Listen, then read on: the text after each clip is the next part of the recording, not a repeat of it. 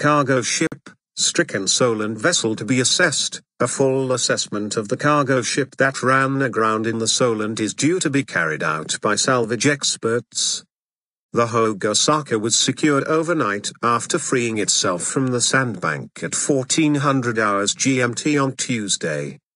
The 51,000-ton transport refloated itself unexpectedly due to the tide and water being pumped out.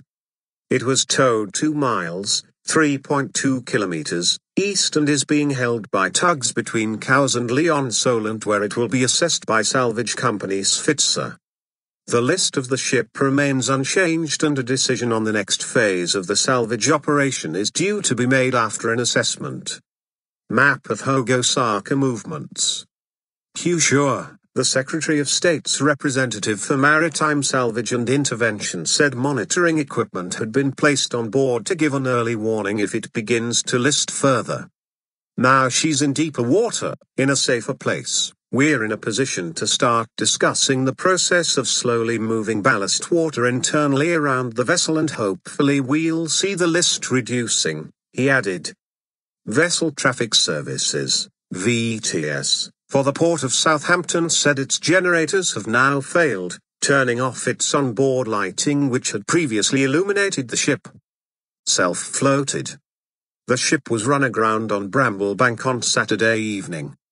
The Marine and Coast Guard Agency, MCA, said the vessel had self-floated at high water on Tuesday. Svitzer had hoped to refloat the vessel at high tide, but this was delayed after the discovery of more water on the vessel. 3 tugs tow the vessel. 3 tugboats towed the vessel east. The Hoegh Osaka in the Solent. A decision on the next phase of the salvage operation is due to be made after an assessment. The moving vessel as seen from Cowes. The moving vessel could be seen from Cowes on the Isle of Wight. A man on the deck of the Hoegh Osaka. Salvage experts from Svitzer boarded the ship on Monday and began carrying out an assessment to form a rescue plan. At a news conference on Tuesday, Bram Sperling of Svitzer said there was some water inside because of a small opening in the vessel that had since been closed. A refloat was the preferred option to avoid further damage to the ship from the sandbank. Salvage experts from Svitzer boarded the ship on Monday and began carrying out an assessment to form a rescue plan. Machinery on board the stranded vessel. JCBs destined for the Middle East are among the machinery on board the stranded vessel, shown before the ship left Southampton. The Singapore-registered transporter set sail for Germany at about 2020 GMT on Saturday, shortly before being deliberately run aground by the crew.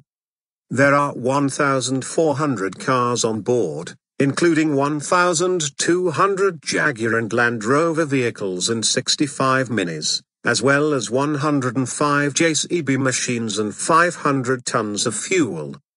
2 crew members out of 25 rescued by RNLI lifeboats and the Solent Coast Guard on Saturday suffered non-life-threatening injuries.